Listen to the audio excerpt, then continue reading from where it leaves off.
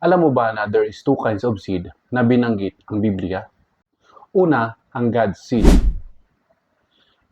Ito ang binhi na itinanim ng ating Panginoong Hesus upang lumago ang isang tao sa kanyang pananampalataya. Ang seed na ito ang siyang magiging tulay upang makapunta tayo ng langit.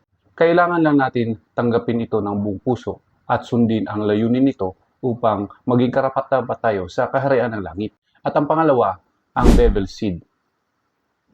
Ito naman ang binhi na itinanim ni Satan sa mga tao. Ang binhi na ito ay ang kasinungalingan. Ibig kong sabihin, binhi ng panlilinlang ni Satan.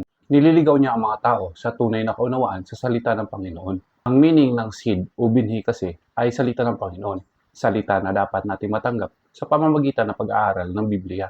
Maraming mga tagapagturo sa panahon natin ngayon ang ginamit ang kanilang sariling kaunawaan upang i-interpret ang Biblia. Meron pang gumamit sila ng ibang libro upang maunawaan ang Biblia. Sinabi sa Revelation chapter 22 verse 18 to 19 na ang sino mang taong magbabawas o magdagdag ng salita ng Panginoon ay mapaparusahan.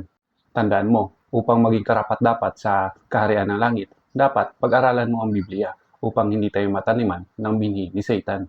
At meron akong alam na eskwelahan na itinuturo ang Biblia. At take note, libre lang ang pag-aaral dito at wala kang babayaran kahit piso. At Biblia lang ang kanilang itinuturo. Interesado ka ba dito? PM mo ako, usap tayo.